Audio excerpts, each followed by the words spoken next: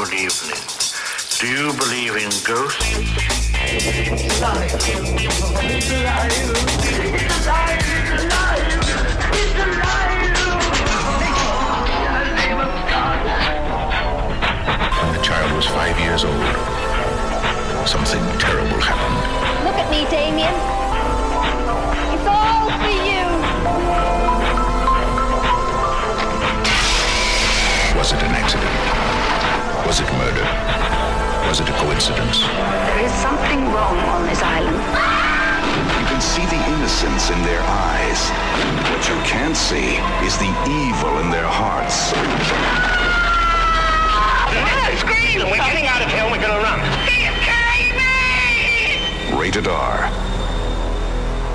Hey everyone, welcome back to another episode of Sleazoids, the podcast where we go down the rabbit hole of 20th century genre fare from the most influential canon classics to the trashiest exploitation films we can get our hands on and invite you to tag along in helping us create a canon of sleaze. Each week is a double feature grindhouse style where we discuss two films loosely related by subject, genre, actor, filmmaker, or franchise. And at the end of each episode, along with our honorary Sleazoid, which you can become by subscribing on Patreon. You guys chose the next episode, and it is absolutely disgusting, and I can't wait for it, so just join the sleaze. Mm-hmm. We decide on all the official ratings and rankings for every film that we cover. Patreon subscribers also get an on-air shout-out and 2 bonus episodes every single month, which we have been doing for 4.5, actually more than 4.5 years. So we have something like 120 plus bonus episodes, as well as our bonus transmission series where we talk about new release genre films, which there are a lot on the way. So again, patreon.com/Sleazoids podcast if you're interested in that. And speaking of which, we have a lot of shout outs to give this week. So I'm going to jump into them now. We have Michael Haddad, Alex Adams, Duncan Gilmore, Dan Kraft signing up for $10 a month, joining us for the monthly virtual screening, which we do during the last Thursday of each month typically, but sometimes we do the Fridays like we might be doing this month. And this month is also the Spooktober virtual screening, which means that I think we're going to be doing a double feature. So we're going to be doing one free one for everyone, and then we're going to be doing one exclusively for the $10 patrons. So thanks so much to Dan. He'll be joining us for that. We are going to...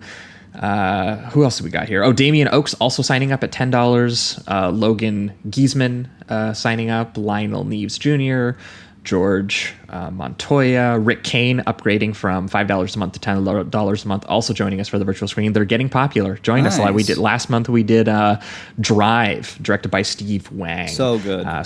Starring the Iron Chef himself, Mark. What is it? Dacascos? Just a wonderful stunt performer and a crazy direct-to-video action film. So, thanks so much. Very funny actor too. He's got good comedy chops. Absolutely. So thanks to Rick for joining us for that. We also had Soren K sign up, Mitchell LeBlanc, and we are still going.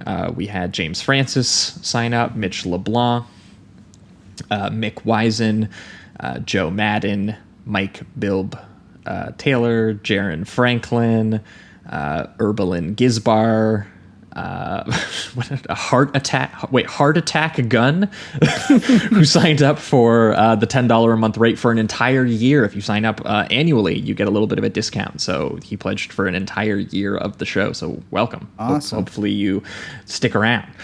We've got Mark Power. We've got Brian Clarkson, Paul Myrick, Fran Evers, Aidan Hadley, I can't believe it's still going, Ulysses Helguera, Jackson Littlewood, and Eric Keskin, who last two both signed up once again for the $10 a month virtual screening. So thanks to a lot of people coming to the virtual screening this month. So we're going to have a fun, spooky time at the end of the month. Look forward to that.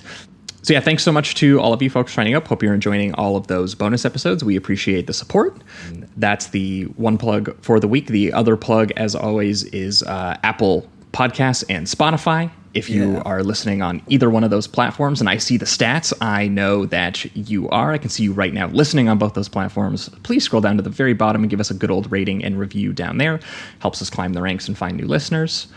And the very last plug, as always, is the poster art that, based out of Toronto, horror artist Trevor Henderson did for the podcast. It is merch. If you want to get the Sleazoids logo put on anything, you can get that basically put on anything. And you freaks have thought of a lot of things. There's been pens bought, notebooks, pillows, hoodies, just general posters. You can find the link to that in the description, as well as over at sleazoidspodcast.com. But that is it for the intro. Welcome back to another week. As always, I am your host, Josh Lewis, and joining me also, as always, is my co-host, Jamie Miller. Welcome back, everybody. Welcome. I think 2 weeks ago would have been the last time you folks on the main feed would have heard from us, and we would have had a very special guest, Cameron from the Pod About List show, joining us to kind of wrap up our impromptu sci-fi September that we did not plan at all, and it just happened to work out that way. We started the month by doing a bunch of cyberpunk, and we ended the month by doing a bunch of men in rubber suits beating the crap out of each other. Always through fun. Yeah, which is one of our favorite things to talk about on the show. So we talked about a lot of Godzilla last month, including Cameron, who brought on kind of the culmination of the Showa era, destroy all monsters, all of our friends, all of the best of them, all hanging out. You had Mothra, you had Ghidorah, you had Godzilla, you had Anguirus, and they all stomped Ghidorah to death very bloodily. Oh, man. Yeah, seeing a bunch of those monsters just gang beat another monster was something else. I enjoyed it very much.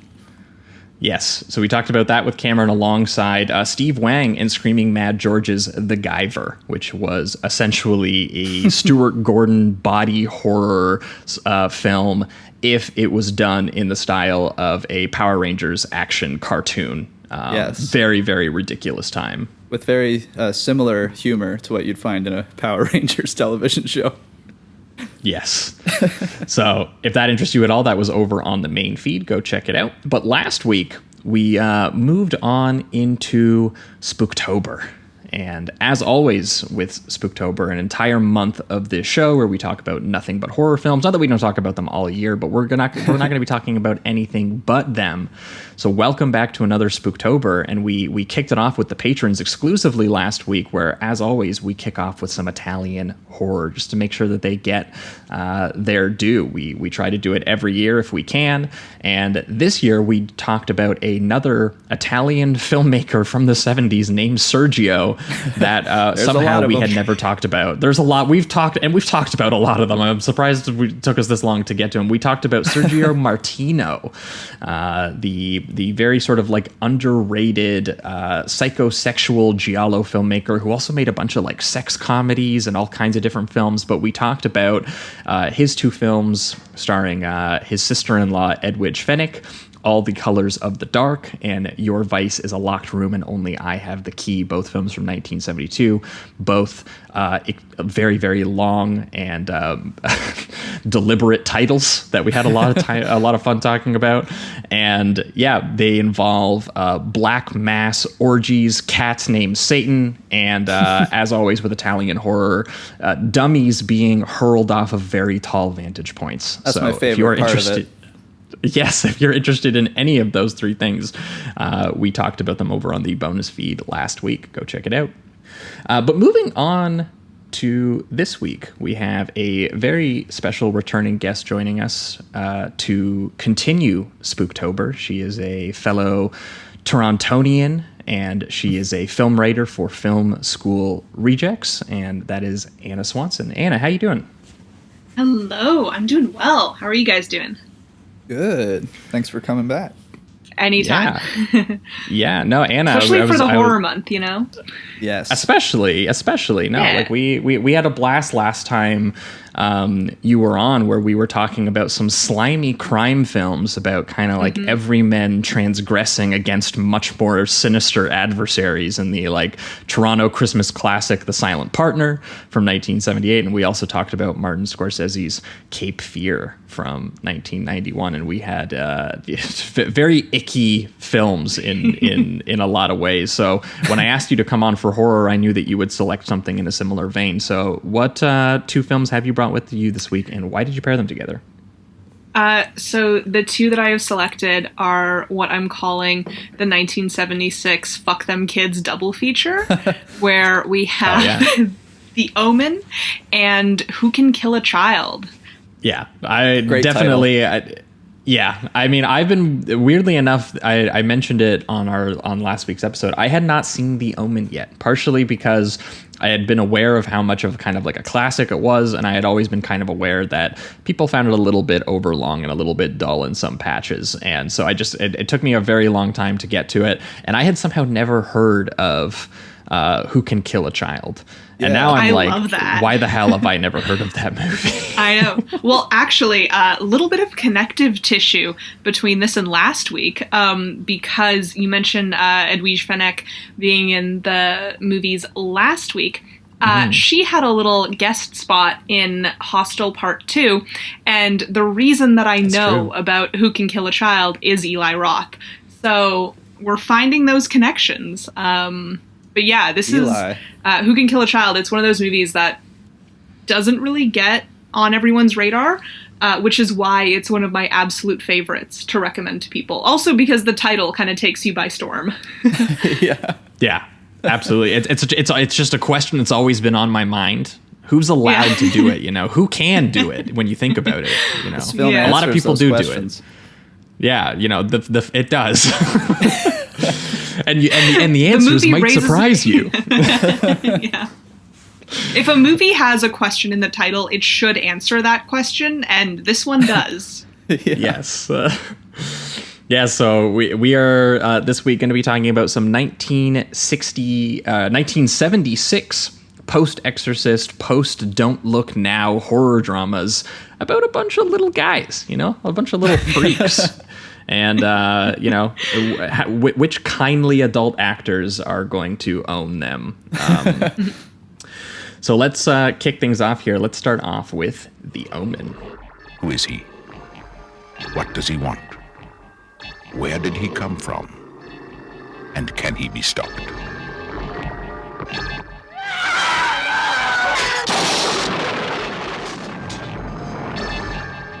Gregory Peck, Lee Remick, The Omen.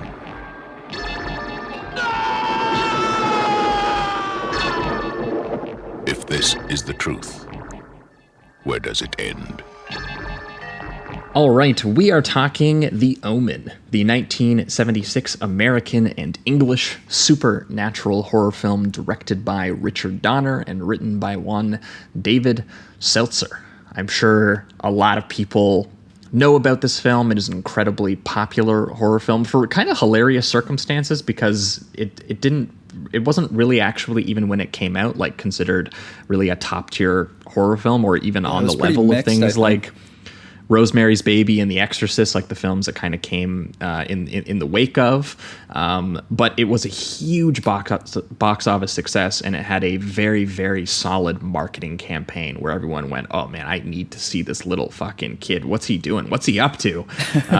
Everybody had to go and see it. And for anyone unfamiliar with The Omen, it is about a U.S. diplomat by the name of Robert Thorne, played by Gregory Peck, obviously a very well-known Hollywood actor for things like To Kill a Mockingbird and both versions of Cape Fear, actually, speaking of connections with Anna. Yeah. Because I realized actually the last time we talked about Gregory Peck on this show was the 1991 Cape Fear, which I really loved how in that film specifically, Gregory Peck and, you know, Robert Mitchum is the more imposing character in that original film, and they actually kind of flipped the roles a little bit in the Scorsese remake where Mitchum is kind of like the kindly lawyer and Gregory Peck is the more sleazy lawyer.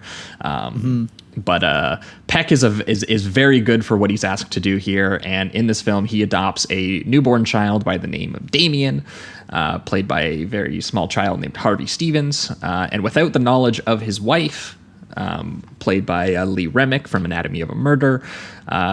He adopts this child because she has just suffered a miscarriage, and he just kind of, does a little white lie. He just exchanges one son for another son. He's like, there you go. She doesn't need to know. And then years later... Just a quick swap. Exactly. Honestly, this would be the start to a sitcom premise in another universe. But years later, a series of mysterious events and violent deaths begin to occur around the family, and they think, oh shit, could this child actually be the son of the devil? Could he be the Antichrist? And Richard Donner, the filmmaker here, he favored kind of keeping it ambiguous. You know, is he really the son of the devil? I think by the end they kind of say he's the son of the devil, but it takes a very, very long time for them, you know, to figure it out. Yeah, but I will say too, which is kind of strange on the movie in a way, just because of how much it invests in kind of the investigation part of it, is they do pretty much tell you as an audience member, like, he's the son of the devil pretty much right away. I'd say in the first 30 minutes, you're pretty convinced. He's waving at the Rottweiler. He seems to not be too distraught when the nanny is hanging herself and all of that. We have the nanny that comes into play that seems to be taking care of him, and it just seems very just devilish, I guess. And so it's not very ambiguous the way that they presented it here. I think wasn't it between the writer and the director? The writer wanted it to be pretty much straightforward and say, like, he is the son of the devil, and it was Donner that wanted it ambiguous. I think that's what. Yeah. So it is basically written that way, because the screenwriter David Seltzer, he also wrote John Frankenheimer's Prophecy. He also wrote the film Bird on a Wire, starring Mel Gibson and Goldie Hawn, which I don't know if people know about. But apparently he got this gig for doing uncredited rewrites on Willy Wonka, which just seems like such a funny audition for this film. But apparently he rewrote Roald Dahl's script and actually even is credited with writing the song Pure Imagination. Which, I was like, damn. Okay. And for some reason, the studio went, that's our guy. We need this guy to write our Antichrist film. And then they added Richard Donner. And I think this is our first time talking about Richard Donner as well. But he's a very solid American action craftsman who would go on to make some pretty iconic studio films like Superman the Movie, The Goonies, Lethal Weapon. But around this time in his career, he would have just finished being an assistant director to Spy Who Came In From the Cold director Martin Ritt, which we've covered on the show, and was also a pretty well-known and respected TV director, doing shows like, programmers like The Man from U.N.C.L.E., The Fugitive, Twilight Zone. And I think he's an interesting choice for this because he does have a general workman-like handsomeness behind the camera. Like, he's a perfectly competent filmmaker, and it's suited fine to, like, how the movie looks. This is shot by Gilbert Taylor, who shot Doctor Strangelove and Repulsion and De Palma's Frenzy. Yeah, I think this looks great for sure. Yeah, but seeing those credits that the DP has, I was sitting there going, man, wouldn't it be nice if, the director was a bit of a psycho and he was a little bit more unhinged? Like, this guy's too normal for this story, I feel like. I don't know. Maybe I don't know enough about Richard Donner. He leans kind of more into, like, the psychological thriller aspect, it seems, instead of really wanting to get down in the muck with it, Yeah, it also, I think, I don't know if this would come into play when he's directing, but it seemed like a lot of the stars, specifically Peck, didn't want it to come off as exploitive. I don't know if that would have him hold it back a little bit, or if maybe that's even why they hired him to begin with, because I think when Gregory Peck was initially choosing if he wanted to be in the film or not, he was saying he didn't want it to come off exploitive. He wanted it to be more of a psychological thriller. And I think it's just because he didn't want his career to be ruined, I guess, from possibly eventually stabbing a child to death. So I find that pretty interesting. I do wish they went a little more unhinged eventually. But we've come a long way from Robert Mitchum in Night of the Hunter, who had a much better idea, which was, how perverse can I play it? Will you let me play how it? How evil can I be? Yeah, absolutely. Yeah. I think it really works well in the initial, like, first half, where you're just kind of setting all of this up. I do like that kind of the slow burn and the slow build.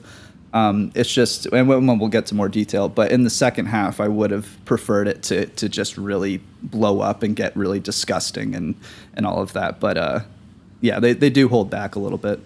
Yeah, Anna, what was your first experience with the Omen? Did you watch this as a kid at all? Because I saw the remake, I think, when I was younger, just because I was like, it's a little kid. He looks like he's doing something devilish, Yeah, this is definitely one that I saw when I was a kid, and that I was really eager to rewatch for this because I hadn't seen it since then. Like, I probably haven't seen this movie in at least, like, 15, 16 years.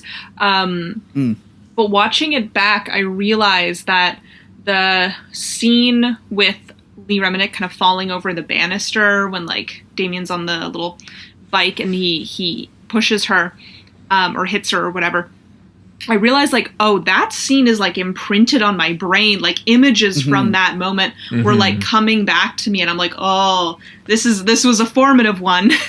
But yeah, definitely watching this, I realized like for a movie that I haven't seen in at least 15 years, I remember quite a bit of this. The priest's death, like there's some really striking images in this that I think are again, it doesn't surprise me that the DP has credits like that because this looks phenomenal. But yeah, just like really striking images that I were apparently very effective for young Anna and adult Anna. So I mean, credit where credit's due. Yeah, well, I think that's one of the cooler parts is that, you know, for me, this did, you know, coming at it, you know, just hearing about it for as long as I did, I ended up being kind of primed to be like shocked by, you know, how nasty it got when it decided to do that. It's just kind of interesting that because it's like almost a 2-hour long kind of like slow burn mystery, I think as a result, those shocks, I think, do have a little bit more impact because of that, which is interesting because, again, this is coming out in the wake of the popularity of like Rosemary's Baby and The Exorcist, which obviously had some pretty shocking moments in it. And people were just looking for more, I guess. I mean, even in things like you have like Larry Cohen's It's Alive, which is kind of in that void, even though it was a little bit more creature based. But people just had satanic panic and parental anxiety so bad that despite this slow burn horror drama, you know, kind of generating a bit of a mixed reaction, it was a huge hit. People wouldn't stop talking about it. It spawned tons of sequels and it had remakes, and watching it, I was like, I guess kind of surprised at how much of a reaction this might have got theatrically in the 1970s. I mean, I could see this being watched on TV and just casually very much enjoying what you're watching when you just pick up on a couple scenes here or there. But definitely when I was watching it, I was like, this is very, very handsome and very competent. And I do love any film from this era because it just features lots of cozy sweaters and like, you know, this, you know, I like those autumn vibes and the lush piano. This has a really nice score to it. But there was something interesting to me about just how kind of a lot of the time it kind of threatens to get a little bit more evil than it ever actually does. It has a lot of portentous like exposition to it and a little bit of mood to it. And then, you know, it just kind of draws that out into a series of procedural investigation. It almost turns into like a bit of like a buddy thing for a little while with David Warner's character, the photographer, and Gregory Peck. Yeah, I remember when I was younger, it was one of those movies. I was never really allowed to watch like rated R films or anything like that, but this was one that... Now you're making up for it. Yeah, exactly. Am I ever? But this was one that I remember putting on at one of my friends that was able to watch all the R-rated movies, and we'd put on like Scream or whatever.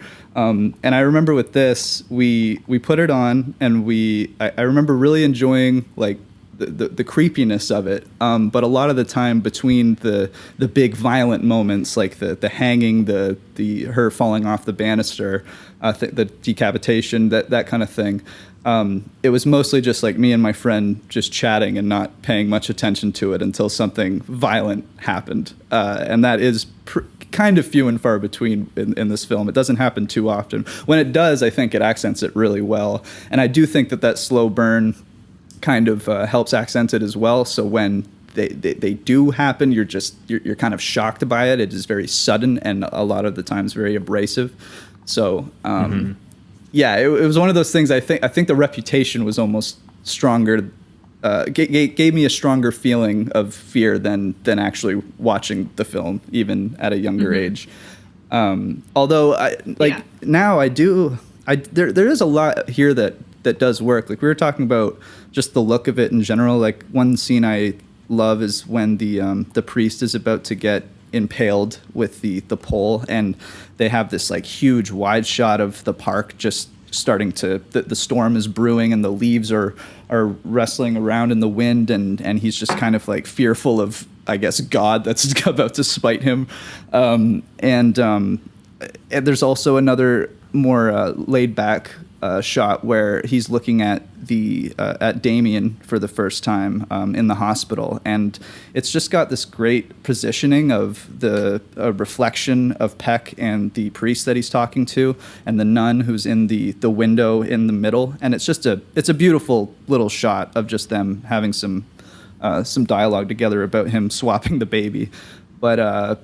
Yeah, it's a pretty film, and there's a lot there. It's just I just get a little bored with the narrative, and I think it would have probably helped them to either pick one or the other. It seems like they had the ambiguous thing through Peck's character, but then we're watching things that are just clearly Damien being the son of the devil, and it felt like they couldn't do. They tried to do both, I guess. Yeah, it's very clearly in the writing locked in to be much less ambiguous than Donner tries to shoot it. And then as a result, Donner is kind of left shooting stuff that is like obviously like kind of a bit ridiculous and a little bit silly, and in a cool way, and in a way that I think if he leaned into, I would respect even more. Yeah. But Donner is sitting there looking at it, and you can tell that he's like, well, I really want this to be as like realistic as it can possibly be. I think he even was quoted in an interview saying that he avoided any form of surrealism in terms of the style, which I just think is a little bit of a mistake. Or like I think it's a totally valid approach to trying to get the ambiguity, which is something interesting that he wants to do, which is like you could watch this film and the way that and I think it comes off best in the way that he directs the kid, because the kid is completely innocent. And the way that he acts everything until the very last moment, like this, theoretically, this kid doesn't seem like he's doing that much that he couldn't just be like responding to. He doesn't seem like he's necessarily feels like he's being guided rather than he's actively doing these things. Even when he like messes up the mom, it seems as if he's just playing on the tricycle, and the nanny that seems to be like the devil nanny, I guess, is kind of guiding him towards her rather than him making the conscious decision to do so. Yeah. So like I think that that's a pretty good choice, but then as a result, these sequences can't get as surreal as you would hope. As like, you know, I compare this film a little bit in terms of like post-Exorcist style horror drama mood to something like The Changeling with George C. Scott, which those horror sequences basically become incredibly subjective and nightmarish. Or even if you don't want to go quite as far as that and go like the Italian horror of like Amityville 2 or something. So I have Amityville horror on the mind right now because I've watched You're about to watch 6 to 7, movies. 8 of them. Yeah, I've seen so many of them. But Amityville 2 is actually really good and has a lot of surreal Italian horror nature to it, and even like an Exorcist 3 kind of like body horror element to it that works really well. But even if you don't want to compare it to full-on surrealism, Nicholas Roeg's Don't Look Now, for example, is something where it's like that feels like it really gets swept up in the psychology to the point that you get a little bit chaotic and confused. And I just feel like this movie never quite gets there, despite the fact that it wants you to get there with Gregory Peck. Like the climax of that film, of this film, is eventually that's where this wants to take you. It wants to get into the very perverse idea of a father killing his child.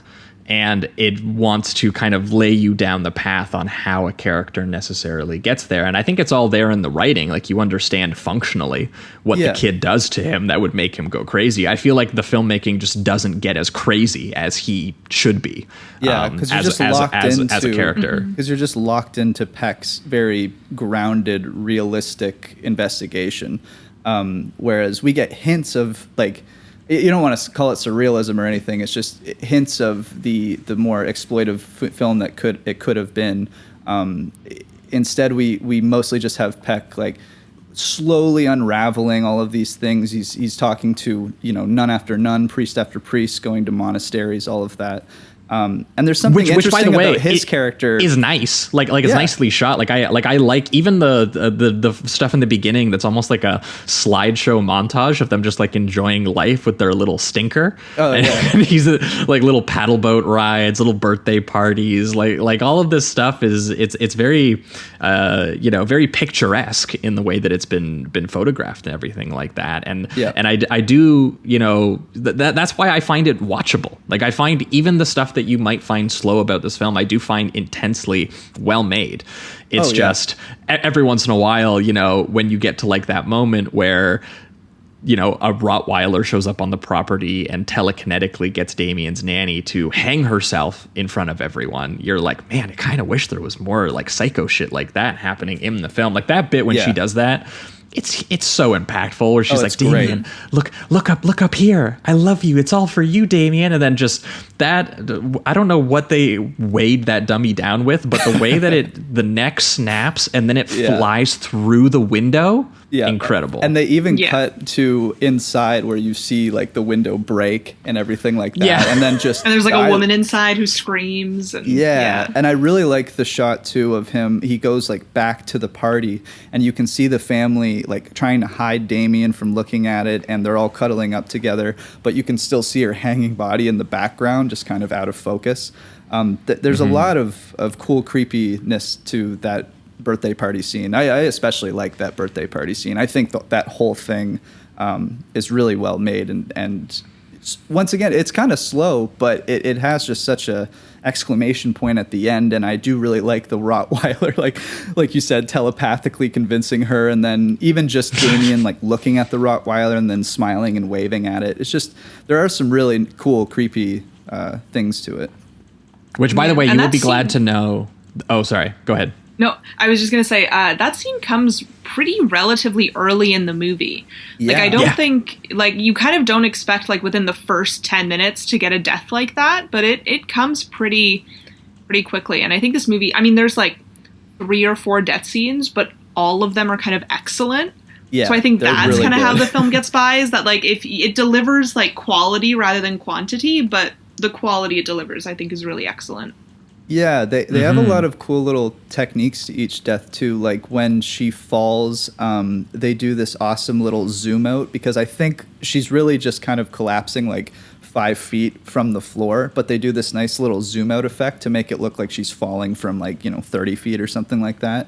This is when the wife, the mother, gets killed. Yeah, my mistake. And then the other when she one falls. Yeah, and then the decapitation. Well, because she falls twice is the funniest part too. Like the fact that they kill her with the same way that she was, injured is so cruel.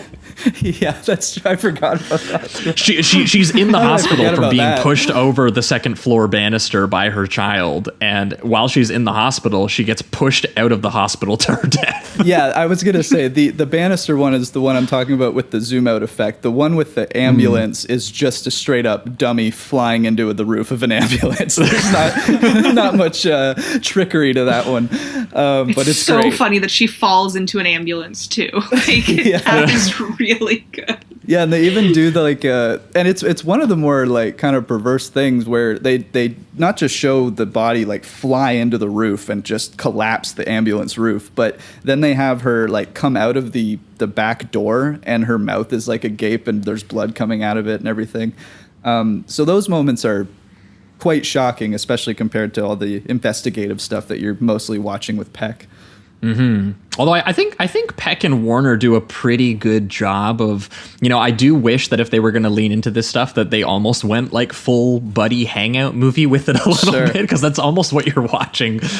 David Warner rocks some pretty sweet outfits, and obviously I love we always talk about David Warner in like his weirdest roles. I think this is probably one of the bigger movies he's been in that we've talked about, but we've only ever talked about him in Time After Time, the time traveling Jack the Ripper Sherlock thing, and Waxwork, right, where he's the murderous Max Museum owner.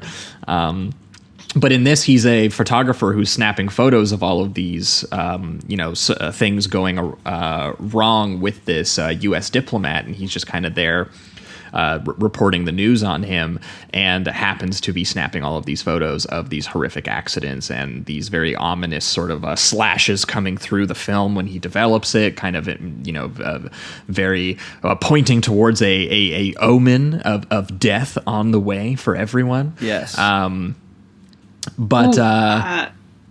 Oh, go ahead. Sorry, that just reminds me, just before we move on from the birthday party scene, that reminds me, I love how they film that scene, and specifically the sort of camera clicking that you hear off screen. I just think it gives it a really good sense of like space and positioning of characters, and just, I don't know, it almost makes it feel like this like surround thing, and the way that it's filmed is really really interesting. So Yeah. I just had to mention that because you brought up the photographer, and I don't know. The birthday scene in general, I just think is so good all around.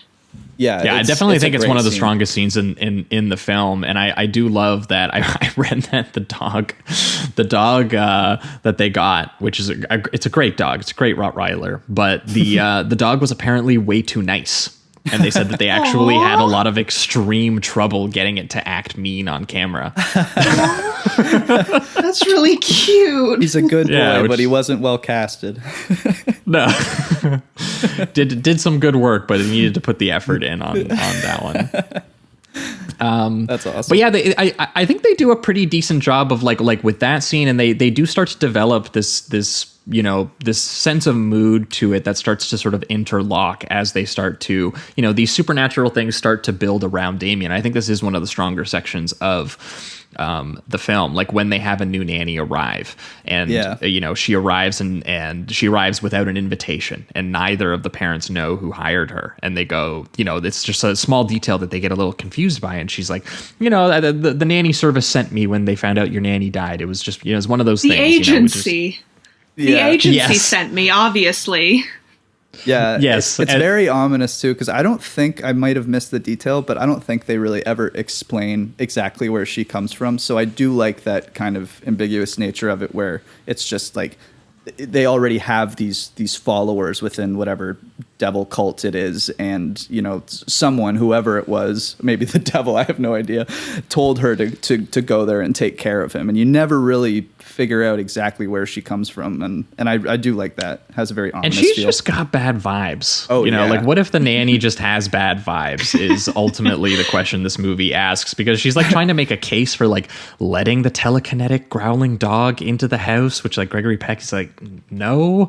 And then they try to take Damien to a wedding in a church at one point. And this is one of my favorite scenes, actually, like especially the way it's shot, because of the camera's actually locked into the car, and it's doing these very long shots in the car with them as they slowly approach the church, just kind of on the horizon line, and you could just get the score kind of ramping up as the little kid just starts getting scared, he starts trembling, he starts freaking out, and at one point he starts scratching and attacking his mother. But at that point it's just like it's the filmmaking that is connecting the image of the the scale of the church increasing in size as they get closer to the reaction he's having. They just have no idea. They just think their kid is scared. They don't know what's going on.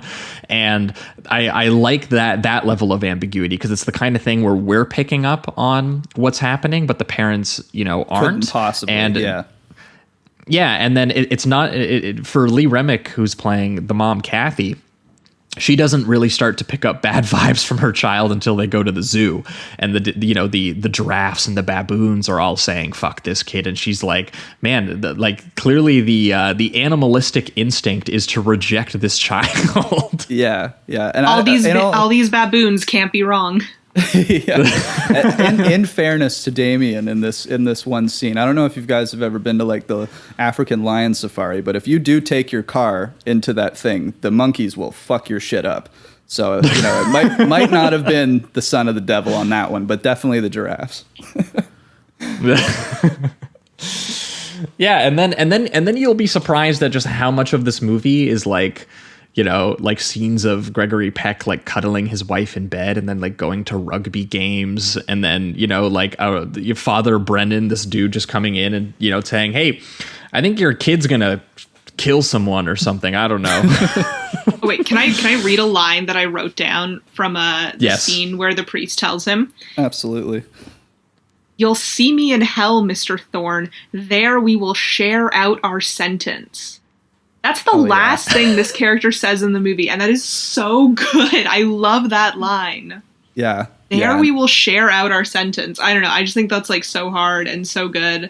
And I like that he even says, "You will see me in hell." Like he has this awareness that he's going first, Mm-hmm. Mm-hmm. Yeah, definitely. And that's, I think, right where it starts, like the storm, and then we get the big impalement scene. So yeah, he's that's his last line in the movie. His last words are, "You'll see me in hell."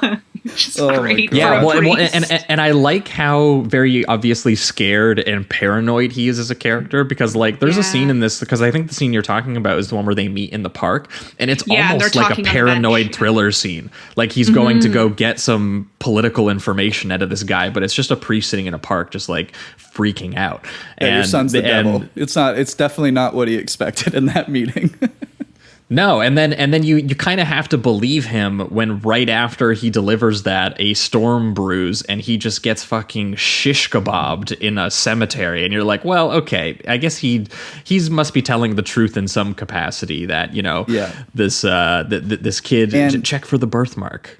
And he reacts in a way that is very much like, as soon as the storm starts, he's not like, oh, I should go home, there's rain coming. He's like, God is out to kill me right now. Like he feels it is very personal to him, even as big of a scale as the storm is on the film. But he definitely fears death right in that moment and knows that it's coming, which I really do like. It's very ominous and creepy. I also love his apartment. When they eventually go to it, and it's just covered in crosses and clippings, and there's a great shot of like the clippings being ripped down the middle and exposing how close he is in proximity, like to the church, because he just wants to have a sight line to it from his room. That's how terrified he is. Yeah, definitely. So that stuff's very, very cool. But it eventually leads into Kathy starting to kind of go insane, thinking that she is starting to, you know, doubt her own motherhood, starting to lose a little bit of this maternal connection with Damien, going to a psychiatrist. She's getting very irritated at him and just like having the nanny like kick Damien out of the room, which results in this great moment where Damien just like mad dogs her while the nanny is like dragging her out. He's just staring her down. He's like, I'm going to push you off a banister in about 5 minutes. Just watch. Just watch. Yeah. There's something interesting it about their relationship too, Kathy and Robert, because it's portrayed a lot of the time like they're in love, and they do have a lot of like nice romantic moments and stuff. But even when she mentions going to the psychiatrist, she is unwilling to let him know exactly what she fears. She just keeps saying that she's having these general fears, but we already know that she's starting to doubt the connection with Damien. And we already know also that Robert has lied to her from the very beginning by swapping out the baby. So there are a lot of these like underlying things in their relationship that don't get fleshed out too much, but I like that they're there. It just makes it a little bit more complicated when they start doing these like subtle, or what you, I guess, think initially are subtle little lies to each other. Yeah, ultimately, this is a movie about telling a white lie to your wife, right? Like, Yeah, just that's one of the funniest parts about this movie. Yeah, She'll never know. yeah. yeah. He got really unlucky with that swap, I gotta say. Yeah, I mean, at a certain point, he knows, you know, he's starting to suspect what's happening. People are telling him his son is the devil, and he can't really do anything about it because, one, he's an American politician, Yeah. and he all of never their tells children her. are the devils. And then second, she, you know, he can't tell her because he's just like, well, you know, he's gone this far without telling her, and even though she's like breaking down, and she's like, she finds out at one point in the film that she's pregnant with another child, and she's convinced because of this experience with Damien she doesn't want another child, and she wants an abortion, which she brings up to Gregory Peck's character, and you know, her anxieties are sort of manifesting physically in Damien, who is then knocking her over banisters and causing very violently her miscarriage, which then that is what kind of frightens Thorne enough that, you know, it results in him actually teaming up with Warner, the photographer, in the subplot where they are like, look, I don't know whose son I'm raising, and I'm starting to have some conflicted feelings about that, and we need to kind of get to the bottom of that. And for me, that's when the film definitely kind of like shifts into a little bit of a slower gear, where we start to get it becomes just a little bit episodic, even, where they just start going like to the hospital where Damien was born, and they find out that all of the records were destroyed in a fire, and then And we're leading to there's something that we already know. Yes, exactly. Like we kind of, we've kind of put the pieces together because the filmmaking, to its credit, has done a pretty good job of letting us put the pieces together visually, right? And now it's just we need to put the pieces together in the screenplay. Yeah, exactly. And I do like there's one really awesome transition that they do when it's kind of the start of him and the photographer teaming up and investigating. He's on the phone with Robert, and he's just like, I'm looking at all these photos, and you just need to come and see what I have here because it's just something feels off. And they do this shot of the photo that they're going to look at together. And then within that same shot, that transitions like incredibly smoothly to Robert already in the development room with him, and they start to talk and communicate and everything. And it's just a nice transition. So there, once again, some good filmmaking involved in all of this, even if it gets a little dull here and there. Yeah, for sure. Yeah, Anna, you were going to jump in there? Oh, yeah. I was just going to say, I think one thing that I actually really kind of appreciate about this, and that I didn't necessarily expect to feel this way, but I actually think the way that the movie handles like her sort of wanting an abortion, her afraid of like having another kid, I actually think it's handled quite well and in a way that surprised me. Like this idea that we have this woman who's like, I want to have an abortion. And the entire way that the movie frames that is like, yeah, who could blame her? Like that's not bad for 1976. Like I'll take that, you know? And I don't know. I always just because it happens so rarely, but anytime you get anything in a movie of like a woman who in some way like regrets being a mother or doesn't want to be a mother, I don't know. I'll take what I can get, but I just feel like that doesn't happen. So, and I mean, obviously in this one, it's like framed by the fact that we know like this isn't her kid, and B, this is the Antichrist. So that's why she doesn't love him. But still, it's kind of, I don't know. It's interesting. Yeah, definitely. And I think even like Robert's reaction to it seems as if it's not necessarily trying to take it away from her, but he's more in line. Like he's almost fighting whatever he thinks is fate or something like that. He's like, I will not be a part of this. The priest says that. Yeah. And the priest says that Damien won't allow the kid to be born. Right. Like he won't allow them. So it's almost like he's trying to battle his own son. Yeah. Which is interesting. But yeah, I totally agree with you. Mm-hmm. Yeah, the only other film I think from like this time and like doing this kind of genre stuff that deals with abortion in that way is something like Black Christmas, I guess. Even though it's not necessarily about a mother, but I do like that so much of that film is just about, it's just a scary movie about navigating this, possibly very abusive boyfriend. And she's just like, no, I cannot be in a relationship with you. And the increasingly like unhinged spiraling after realizing that she doesn't want to be involved with him. And I love that that's used as like this big red herring in the film. Yeah. But it's also like a completely fair red herring. Like her actual, the it's abuse just that as she's legitimate of a fear as anything else that maybe can throw at you. Yeah. Yeah, exactly. So I think it's cool. And I think this movie is doing something a little bit similar there, except for obviously the exact logistics of it, which you are completely sympathetic to, her child and everything like that. But I do find, like there's a really metal line in this section of the film that I just love. And I love that it's delivered by Warner, who's kind of like reading poetry and stuff like that and like drinking tea. And like it's a very, very chill setting to deliver the line. So the devil's child will rise from the world of politics. Oh yeah. True. Which is so sick. Yeah. Makes sense. It's the truth. Yeah. Yes. And then it leads into these sequences where we get into kind of like the big revelations. It takes them a little bit of time to get there, but they eventually do, fight by going and confronting, the original priest, who is the one who actually gave him the Antichrist in place of, his actual child. And there's these scenes of them kind of like walking around in the forests and the cemeteries. They eventually do get to the grave of Damien's mother, and they find a jackal skeleton in that grave. And then they go over to the grave beside it, and they find the skeleton of his child, who they now assume, was murdered, and that Damien was born from like some evil Chaos Reigns ass fox or something. You could call this section of the movie the Book of Revelations. Yes.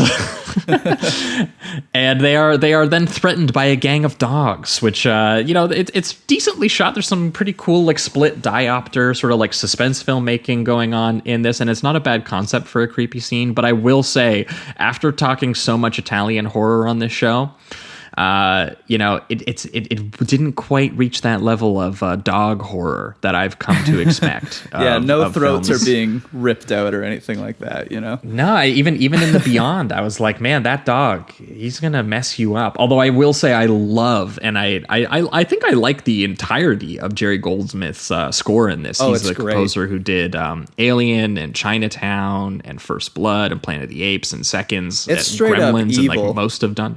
It's really great, and it's strangely, unlike the filmmaking or unlike Donner's approach to the material, it's like insanely melodramatic and operatic. Yeah. Like that. The lyrics. I was gonna say like that bit during this scene that we're talking about here with the dogs.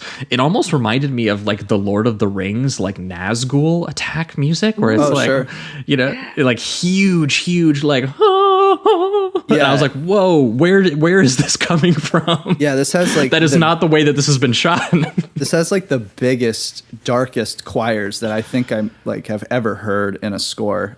They're just pure evil, and I think I looked up the lyrics here on the wiki. Apparently, while they're doing the chant, I think it's specifically he uses it a couple times, but I think it's even the introduction song where it's just the picture of Damien and the upside down cross and all of that. The lyrics in Latin, of course, are "We drink the blood, we eat the flesh, raise the body of Satan." And then other parts are just them chanting "Hail Satan" and "Hail Antichrist." And I'm just like, that is metal. That's the metalest thing ever. Nice. So, it's great. And really like, instead of, I mean, he has like some high tension strings in there to give it kind of that creepy, intense feel. But there's a lot of really just like deeper and darker strings that I think just kind of carry a lot of weight to them. And yeah, it's an awesome score. I love this score so much. Yeah, I think it's a huge reason why I am eventually marginally convinced of like Thorne's turn towards like the very sort of fatalistic dread and almost existentialism of, like that bit where he's talking about the quote that he's bringing up about, like the Jews return to Zion and the comet rips the sky and the Holy Roman Empire rises and, like all of this that like because the filmmaking isn't getting as unhinged as the actual writing is, I think that the music and just some of the mood of it is still sticking because of that, I think. Yeah, I agree completely. And also when he finds out that obviously Kathy was very cruelly murdered the exact same way that she was injured and put in the hospital, he's just like, okay, I think it's time to kill this kid. I think it's gone too far. He goes One to, he fall literally is goes a coincidence. Two falls is a pattern. Yeah. Time to end It's this time kid. to go to the Antichrist expert and get the sacred dagger. That's right. Several, I believe. There's like 7 of them.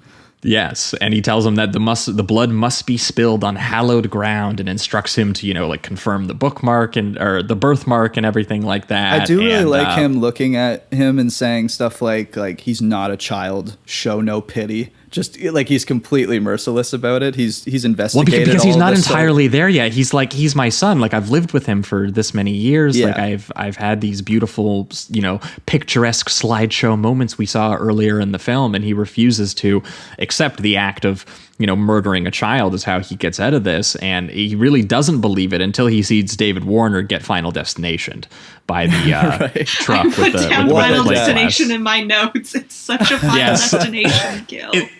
It is like it's totally like is. Like the anticipation, the setup, everything about it is amazing. Yeah, and I love even the aftermath shot. I mean, of course, you have the impact shot that they show like 3 or 4 different times from slow-mo multi-angle cutting that is where Donner's action chops came through. He shoots this decapitation like he's shooting an explosion. Yep. And you have like, there's so many parts to it because you do have, of course, the head that's just like flying off the body and doing a bunch of flips before it hits the ground. And then the actual glass that decapitates him goes through a window. And like, so there's a lot of explosive content happening here. And then they accent it with a really awesome shot where it shows the head fall onto the ground, and I think they used the actual actor's head and then just kind of like cut off the shot so it still looks like he's decapitated, and he's just looking at himself in the reflection of the mirror that's beside them. It's a great sequence. I love that sequence. What a head flip. Yeah, and it's just that plate glass flying out of the back of a truck too, and it's so God. Oh man. The Yeah, and that's build up to after it. I think he says like he's like, well, if you're not going to do it, speaking to Robert, then I'll do it. And he goes and grabs the weapons and all that, and that's when death comes for him. So the devil strikes again. Yeah, and then Peck finally has to go all the way home, kill Damien, having seen firsthand the bodily destruction that he is able to cause. Finds that birthmark with 10 minutes left in the film. He's like, okay, I guess he's the devil. I've confirmed it.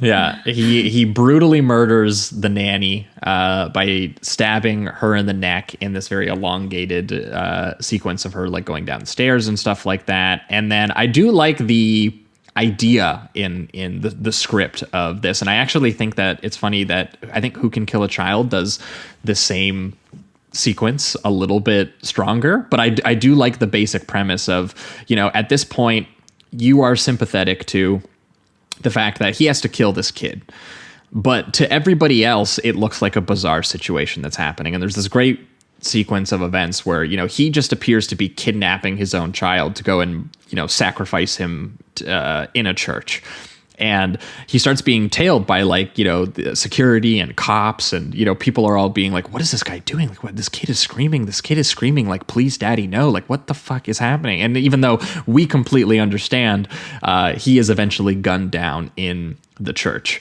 and it leads into the very sort of iconic final sequence where the president of the United States attends the funeral for his diplomat and his diplomat's wife, the Thorns, who are having their funeral, and they give them the funeral, and the kid then is presumably adopted by the president, and little Damien is headed to the White House, baby, and he's smirking it up on television. Yep, and he's looking right into the camera and everything, which I actually do enjoy quite a bit. Just watching the little cute 5-year-old smile at you after all of this. It is. I do. Yeah, I really like that shot. Yeah, and I think that it's a really perverse idea that, we can be, as audience members, completely sympathetic to someone wanting to, just absolutely annihilate a child, and then having the sequence of events take place that would normally happen if you didn't have that context, which is that people would go, dude, why are you about to murder this child? Like, don't do that. And I do think that, I would buy it a little bit more if, once again, the filmmaking was able to get into that kind of unhinged headspace with him a little bit more. Mm-hmm. Which I do think Who Can Kill a Child actually does a very similar scene and does it, but we'll get to that later. But this is still very solid for me. Yeah, me too. I also think it's a kind of funny that the cops, like, they go into the church and they take out their pistols and they eventually shoot Robert. And then they have the very ceremonial funeral with all the honors and all of that. It's like they kind of kept that under the rug. They're like, we won't mention that his last moments were him trying to stab his child in a church. I think American that's pretty diplomat funny died idea. in a church. What was he doing there? We just don't know. We don't know. No but one we will shot ever him. know. Yeah, I think that He was taking I really his like son that to thought. pray. Yeah, I really like that thought. So that's funny to me. Yeah, and I do think there's something cool too about the fact that Donner and Seltzer are also both Jewish. So this is actually, because a lot of the sort of Christian iconography that we've talked about, especially, we're talking about Friedkin, we're talking about The Exorcist, like it comes from a very internal place, a very self-loathing place almost of dealing with the contradiction of faith. And this kind of does come from a little bit of an outsider perspective on, isn't this shit just fucking crazy? Yeah. What the fuck? Like what is this? So I kind of appreciate that element to it too. This shit? Yeah, I can't. Yeah. And if we're maybe pivoting towards reductive rating round, I think on OMEN, I think that this is a very, very solid to actually pretty high 3 for me. Like I totally see, like, it has very solid performances. The score is very lush. It's the actual shock kills when they kick in, very, very well done. So I totally see why this has kind of become a little bit of a, sort of quasi classic horror film, and it's very, very watchable. My only real issue with it is that it's a little bit overlong, and you do feel a little bit the fact that the screenwriter had one kind of movie in mind about just getting really, really absurd and literal with this kid being the son of the devil, and a filmmaker who kind of wanted to class it up, who wanted to come at it from the point of view of, a very sort of tasteful, quaint, very gravely serious sort of directorial approach. And I don't think that's, and I think that the movie could have benefited from, being less dryly elegant and expository, being a little bit more subjectively and psychologically hysterical, even just going as far as like something like Don't Look Now does, or going even further and being like a very genuinely hellish like exploitation movie. Like it feels Yeah, exactly. Like I feel like that's where this kind of needed to go. Cause like, I mean, the fact that they don't even show Peck getting massacred by the cops, I was like, come on, dude. If Sergio Leone can have Henry Fonda shoot a child as his opening scene in Once Upon a Time in the West, I feel like audiences in 1976 could have handled seeing Gregory Peck just get absolutely annihilated as graphically as we saw so many of the other deaths.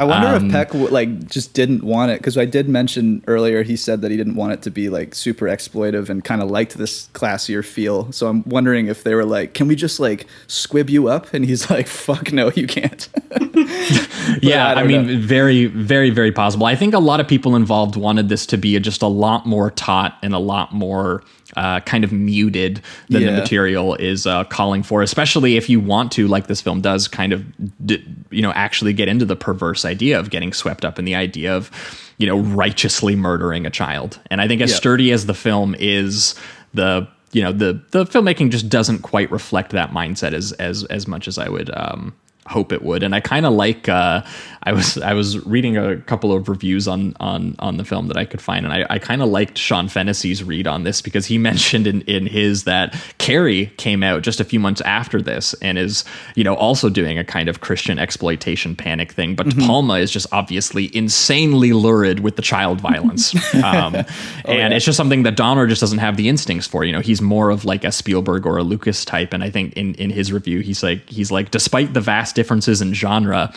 this is an apprenticeship for things like Superman and The Goonies and Lethal Weapons, because it's it's a great premise, slumming stars, creaky plotting, 2-3 killer scenes, and irresistible marketing. And I was like, that sums up the Donner approach. And it's totally sturdy film. So high 3 for me. Yeah, I think I'm right there with you. It was like Donner was like, I made The Goonies. I can't have the child die on screen. I just can't do it. But he made The Goonies after this, right? I feel you're right. That's an 80s movie. Goonies was 80s. Yeah, very true. Yeah, so he would, but you can see where his instincts like one day I'm gonna make the Goonies. By where he went. Yes. Yeah, I can't have this crazy exploitive genre movie where a child gets massacred, because eventually I want to get into the family films. But yeah, I'm right there with you. I'm a strong 3. I think it's a beautiful looking movie. I think the performances are great. I just think it kind of does do that. Tries to do a balancing act between the exploitation stuff and the very slow burn investigative stuff, and I think it would have benefited from leaning a little more to the extreme side, especially in the second half. I think the first half can perfectly have that kind of slow burn. It's just that once these things unravel, and now we're dealing with a devilish cult and the son of Satan and all that, it just needs to get more explosive and in your face. So I think this is still quite a good movie. A lot of great moments. I just falls a little bit flat by the end for me. So yeah, strong 3. Hell yeah! Can we do half ratings? For sure. Can I say 3.5? Definitely. Absolutely. Okay. Yeah, I think this is a solid 3.5 for me. Yeah, I kind of agree with what you guys have said.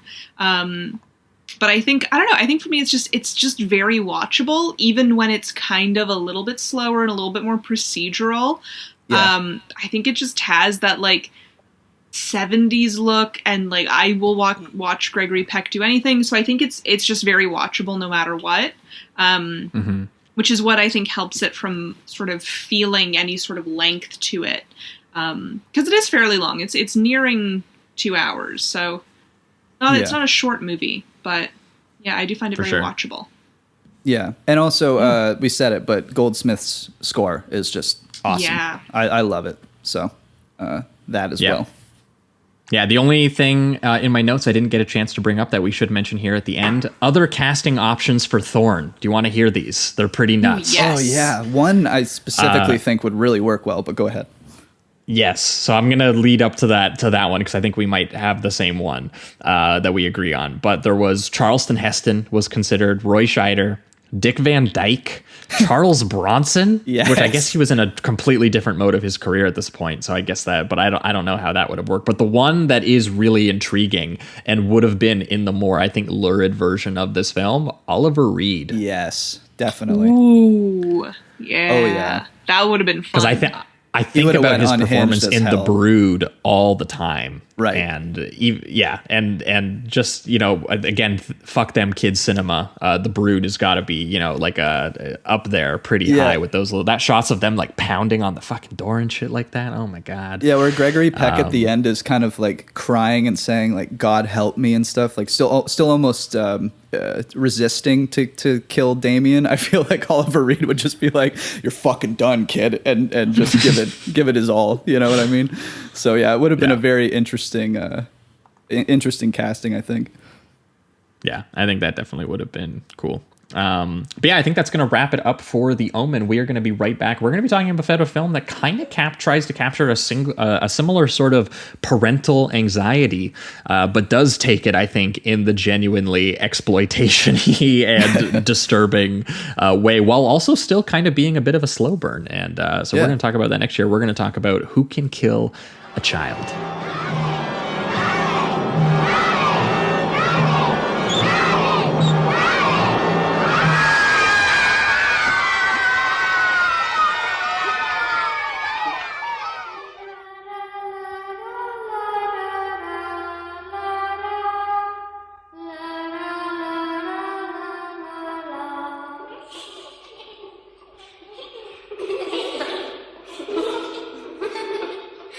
All right, we are back, and we are talking Who Can Kill a Child.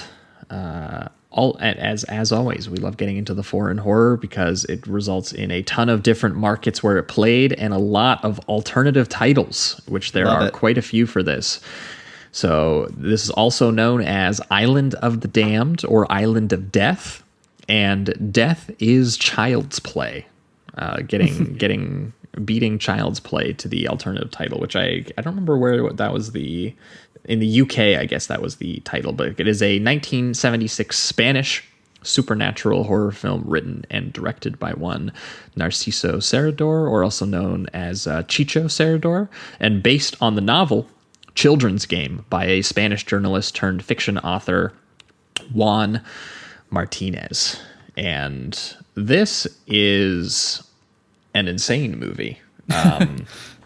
I should start with the log line for people who haven't seen it, because I assume there will be a lot of people who haven't seen this one, but I hope a lot of people will be checking it out. But it is loosely about a couple of English tourists named Tom and Evelyn, played by Louis Fiandour and Prunella Ransom, who arrive at the island of Almanzora off the Spanish Mediterranean coast, and there they discover a small fishing village that is completely abandoned, and seemingly there are no adults. There are only some maniacal children who just very creepily ignore them or stare at them or very ominously smile at them, and are perhaps plotting an overthrow of the hell yeah the adult world for all kinds of pain and suffering and misery the adults have inflicted on children through the ages, which the film captures in a really disturbing that never ends. Yeah, like essentially Mondo documentary montage of archival footage of just children suffering during war over this very like haunting lullaby like little like hum that almost reminded me of the little lullaby from The Innocents. Yeah, Jack sure. Clayton's movie. And it goes but just through, imagine like, that music over top of like concentration camp footage and like mass graves and children being experimented on and just horrifying wartime conditions in India, Pakistan, Korea, Nigeria over the following decades after World War II. The uniting factor of all of this image, just the total bodily annihilation of children. Yeah, it's horrifying. Yeah, and this is all in the opening credits, by the way, too. Yeah, but be warned, like the first I guess. 10 Actually, minutes of the movie is just this. Yes. Yes. Yeah, and I think it is. It's like it's close to 10 minutes of it, and so you're just watching like this horrifying historical footage, and you think that it's gonna move on, but it goes from the Holocaust, then goes to the Korean War, and then it goes to I think Vietnam, and then it goes to Nigeria, and then like it's constant for a solid 10 minutes before it's even you're introduced to the actual location that you're going to be at for the remainder of the film. It's whether by genocide or starvation or napalm, one child dies every 5 seconds, and this montage really wants you to understand that. Yeah. Yeah. I couldn't believe it when it just kept like switching locations and the credits were still going. I was just like, oh my God, this is a lot. Yeah, to talk take about in right now. if we were complaining that we think that the Omen maybe was afraid to go lean into the exploitation. And this is probably one of those things that actually might turn people off. That's how exploitative it is to like put archival Holocaust footage in your opening montage. Yeah, and it's the like most explicit stuff. You have like the bulldozer. It's literally imagery from Night and Fog, right, and stuff like that. So genuinely be warned for anyone who it might not be expecting that when they turn this film on, because I definitely wasn't. No, and especially just once again for how long they do it. It's crazy. But it sets the tone. I'll tell you that.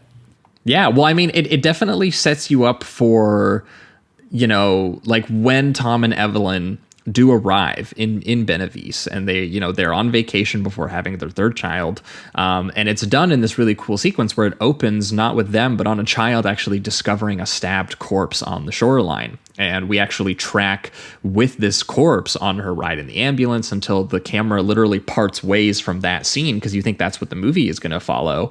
And then it starts focusing on this couple arriving and the fireworks and the parades and the chaotic excitement and the warm colors and all of this stuff that should be really nice is tinged by this like foundational piece of like confused violence of like this history that this carnage that is out there, and that whether these characters are taking photos or talking to the locals or whatever it is that they're doing, having fun.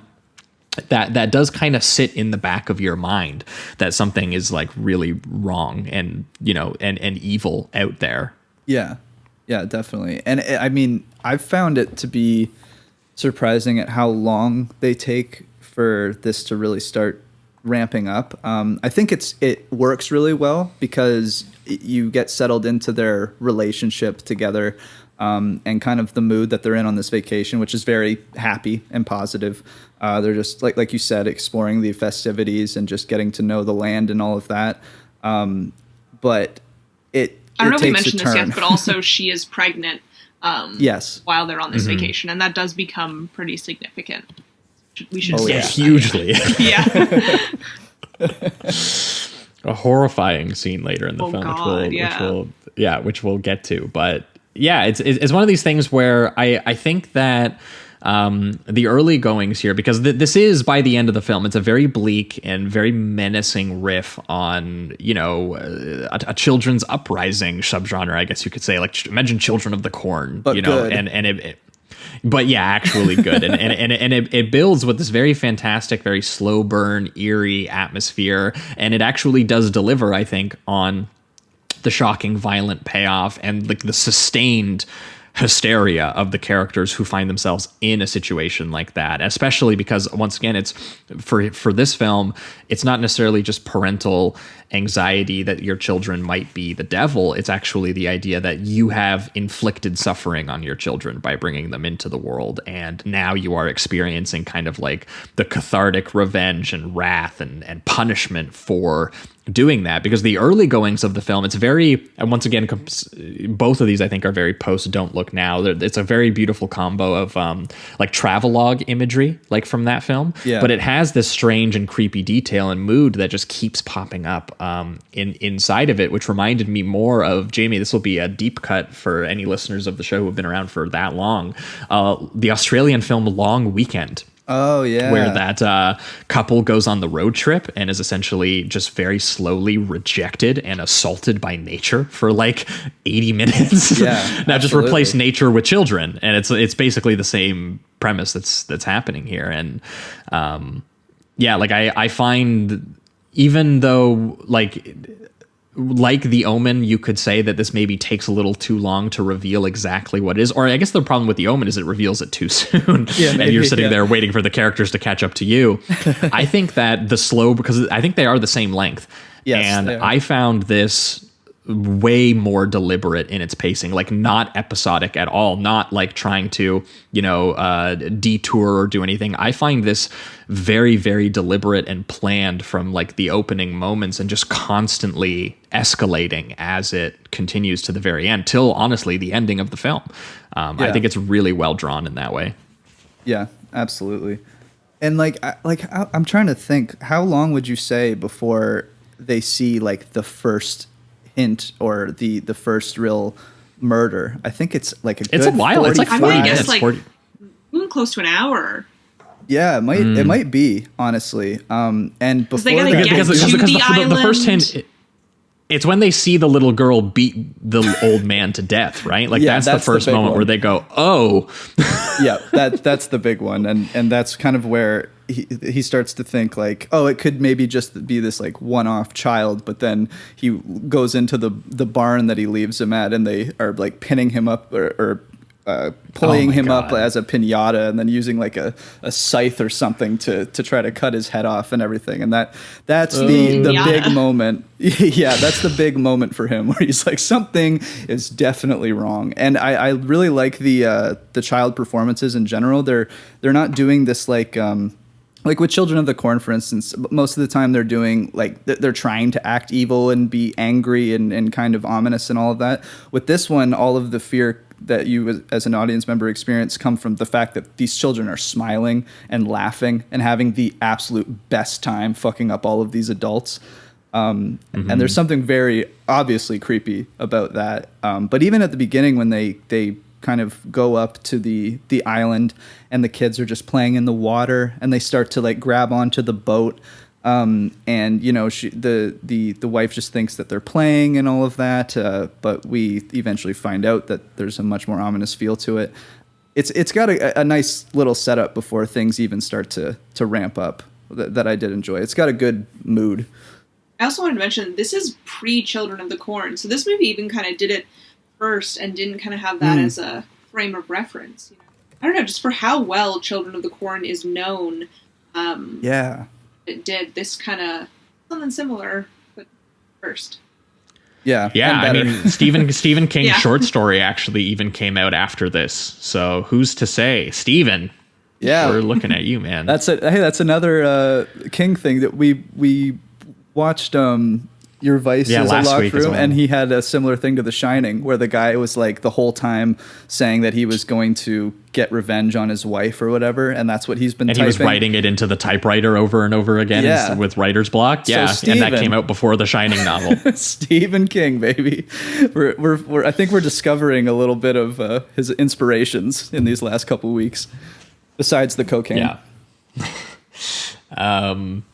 Yeah, no, but I really do think that this just and I think I like credit to the performances as well. Like I do just enjoy like seeing this like seemingly very normal couple just having a good time on this vacation that they're taking.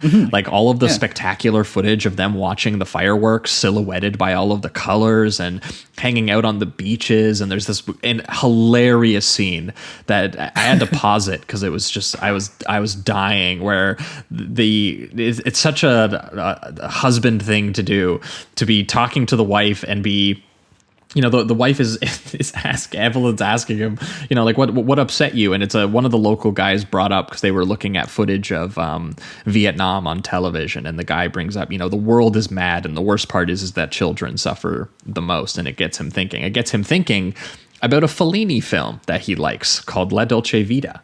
And he brings it up to Evelyn, and he's talking about the scene in the film where the one guy essentially kills his children out of fear of the kind of world that they might grow up to live in. And he's, you know, it's very much explicating the ideas of the film. Yeah. But it's very funny that, you know, he's telling his pregnant wife about a child murderer, and like that he kind of understands the feeling that that guy was bringing up looking at that footage of all of that suffering. And then her response is, well, what's the name of that director? Fellini? Is he Italian? Of course. Well, then he's just a fascist, just like Mussolini.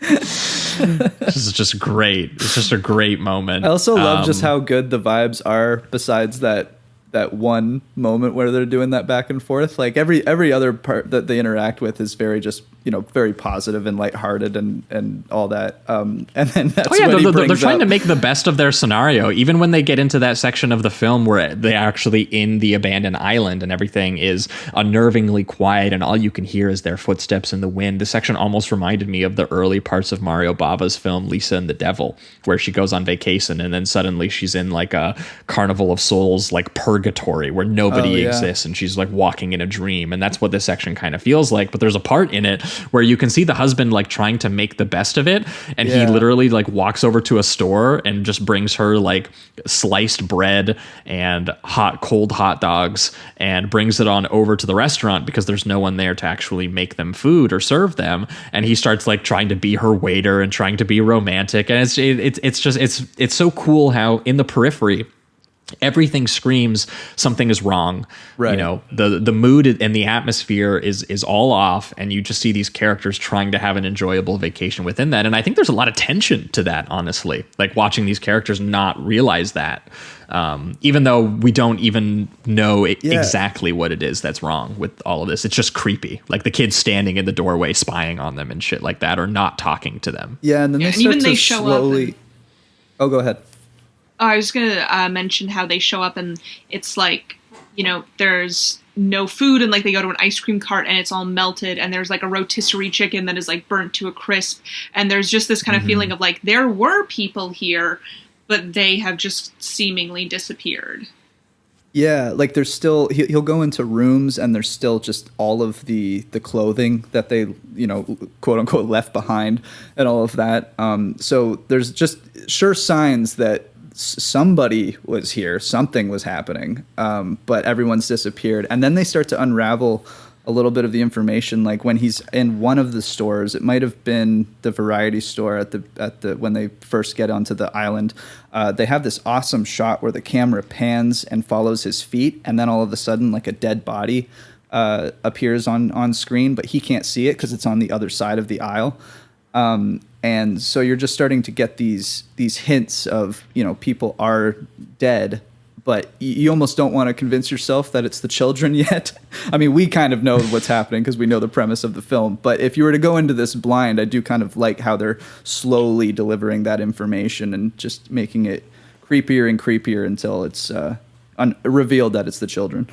Yeah, the children are just giving off bad vibes, and they assume that the village is like, because it's a village of only 100 or 200 people, they assume that they are doing like a fiesta on the other side of the island. They're like, yeah, that makes sense to me. That's why everyone there's just left. You know, they were like, they just like abandoned all their businesses, like they're like, how does that really make sense? They start receiving like creepy, ominous phone calls that they don't really understand, and eventually they do witness once again this little girl beat an old man to death in the alley. And I love how that sequence starts, because it starts as a, hey, look, there's an old man over there. Like, hey, it's another adult.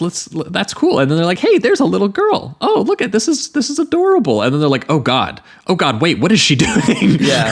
She just yanked his stick from him. Yeah. She Yeah. beats him with his own cane.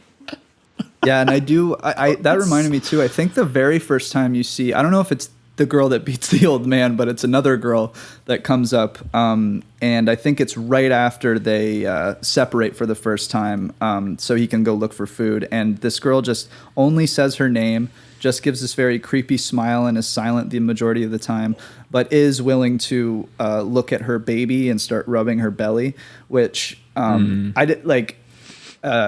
You learn about it later on, but I think that's when the transformation of the baby happens. They indoctrinate. yeah, which we don't find out for another like 45 minutes. But I do like that at least initially seems very sweet, but there's still some like creepiness to it, because she refuses to say anything to her. She just kind of smiles and leaves.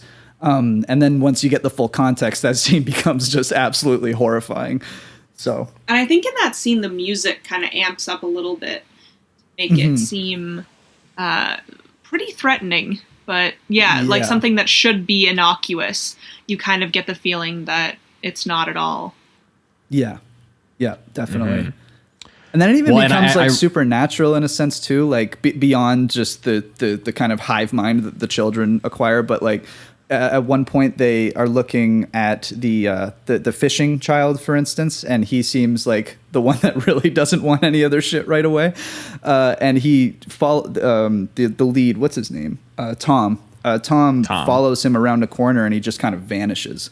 It's like these kids are either like kind of a supernatural force, or they just know the city so well that it's almost advantageous to them. But either way, see, I think that this aspect of the film is where I think it takes over the Omen for me, because it's a very similar idea, but it is actually getting you into that subjective, scary headspace that these characters have actually find themselves in. And honestly, this does as much of it as like there's a lot of what takes place in this, you could say, just is what physically happens, that it does make sense on like a realistic level, but it's taken to some very creepy extremes in the way that it's been shot and the way that it's been kind of choreographed, like with the swarms of kids and like that kind of imagery and stuff like that. Birds. And yeah, honestly, just like the birds, like overlook it. Yeah, exactly. Kids. Exactly. Could have been the alternate title. Well, and I looked it up too. I had to know, because this film I thought was just gorgeous, and it was shot by Jose Luis Alcaine, who actually, it turns out, would go on to become Almodovar's cinematographer, as well as, so he shot like The Skin I Live In, Pain and Glory, like a lot of his recent stuff, and also late De Palma baby, he shot Passion and Domino, which I was hell yeah, nice. So this guy's a legend. This guy, he kind of has that energy to him, because like it is implied in the text that there is this almost like in the atmosphere, there is this cosmic revenge of the children punishing the adult world for all of the suffering that we've inflicted on them. But like the style does actually maintain on just like, on a situational level. Like Tom and Evelyn are trapped. They are surrounded on, like everything is either completely bare and empty in a way that's creepy, or if there is anything there, it's a swarm of children who are, using a sickle on an old man and beating him like a piñata with it. And it's that like intense cross-cutting between like his gored face swinging up and down and their smiling, giggling faces, and Tom's just like, freaking out at what he's seeing. Like, it's pretty chilling stuff. And I think that moment, which comes at about the halfway point, that moment, instead of being like this thing where it's just like it's a moment of shock and then it kind of goes back into being whatever it was, that moment locks you in. And it's like, no, this is now a tense, scary, gruesome situation. and you now have to see like how they get out of it. And I think it sustains like the actual tension and atmosphere for basically the remainder of the film. Yep. Like God, like when they start opening up the doors and just like finding bloody stripped corpses everywhere from the night when the kids just woke up and just decided we are going to quote unquote laugh and play, but with knives. And they basically went house to house, creating a sea of screaming, is how it's essentially described by one of the adult survivors who tells them about it, who also gets to deliver the line. Who Right. can kill a child? Yeah. Because that's the thing, is like you're looking at what they're doing to you, but can you really kill a child? You know, who can? I don't know. Yeah. And it's Anna sent that screenshot to me with Rick Dalton pointing at the screen, and I was like, "That's exactly what I did." Yeah. yeah, me too. Yeah, There it is, baby. and there's a real sadness to his character just because one, I like that it shows Tom, you know, looking around, and he actually sneaks around Tom in the background. And in any other film you'd think like, you know, that'd be someone you have to look out for, but you're already kind of threatened by the kids that you're like, oh, that's an adult man. He might not be someone that we have to deal with down the line.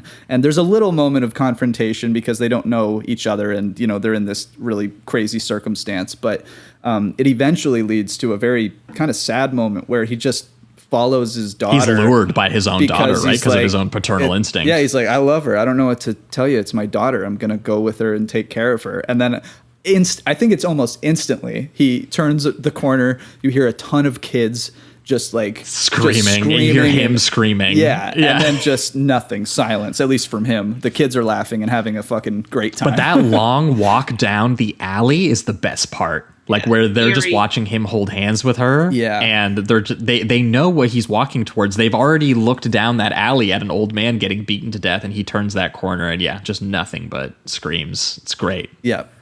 And that's where you get some other things like they start getting these phone calls from someone that's in like the operating booth. And even then they're doing some awesome kind of like siege stuff where it expands. But at first it's just this woman in the operating booth that's trying to get a hold of them and try to get help just as much as they're trying to get help.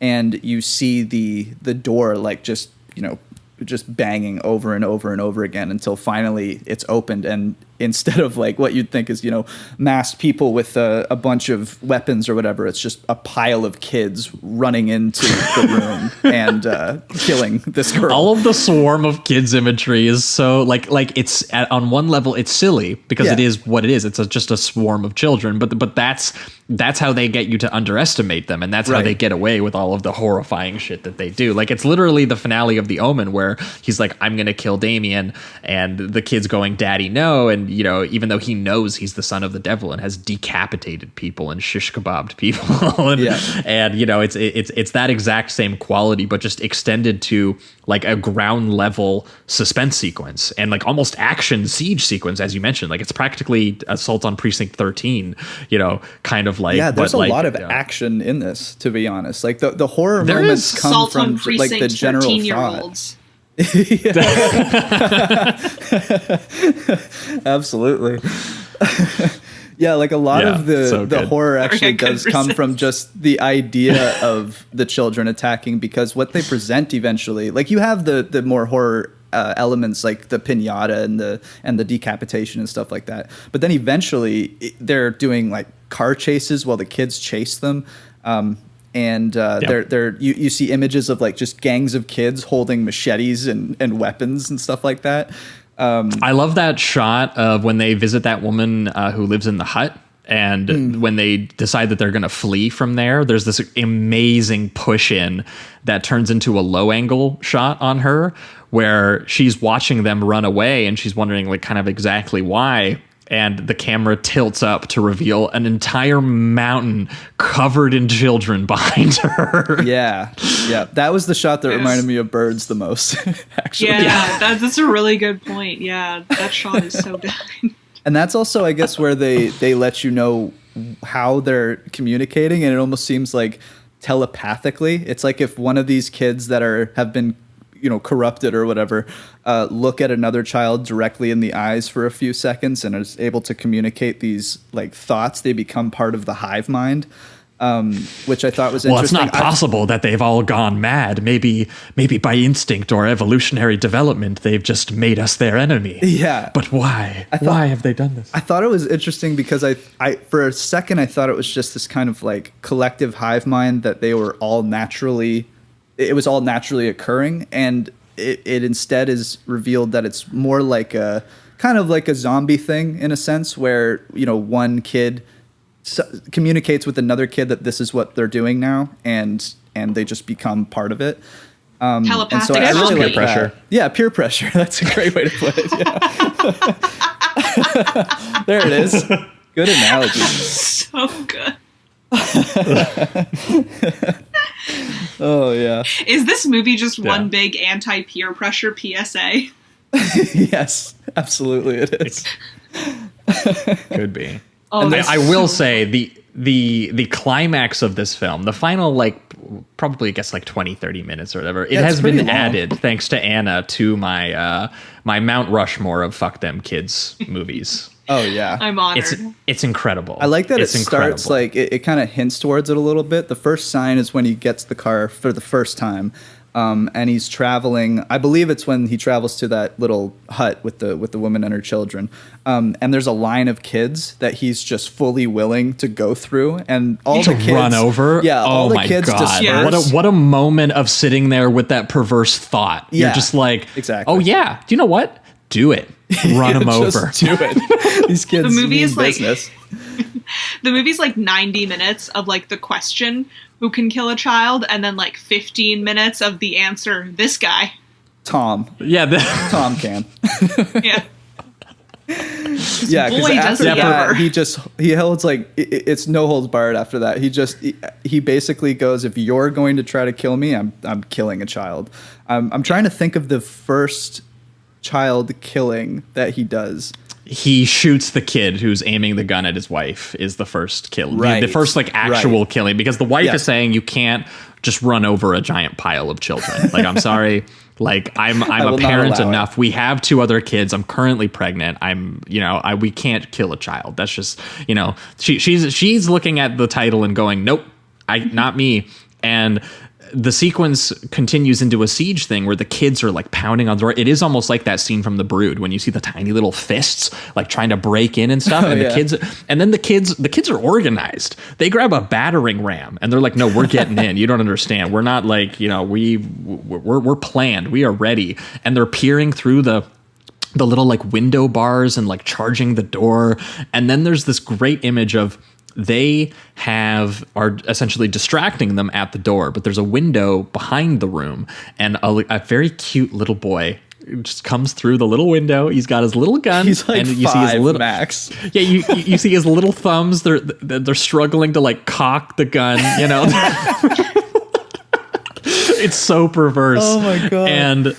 And Tom catches him at the last minute because he hears the cocking action. Once the little kid finally gets it, he finds an MP40 in the room, which I don't know why there was just a random MP40 in the room, but he picks it up and he shoots the kid. And it's this pretty gross shot of the kid bleeding out and it leaking down the white stone wall. It's considered a big deal that he killed that kid. Yeah, they even show the wound in the kid. So the kid's got this big bullet hole in his head, and he's just lying there. It was pretty shocking. I was obviously expecting some child killing because of the premise of the film. But the lingering of the child's head just with the bullet hole was something I was not expecting. So and then they just dive into that even more by the last 10 or 15 minutes. So oh my God. He's literally just massacring children. Yeah. And with confidence, I'm about to, I'm fully here. I've mentally gotten here and I am about to just fuck up all these kids. He's doing it with no remorse by the end of it. And, you do understand why. There is. Well, yeah, because I think. Never has the massacre of children been done with such gusto, Yeah. Yes. Absolutely.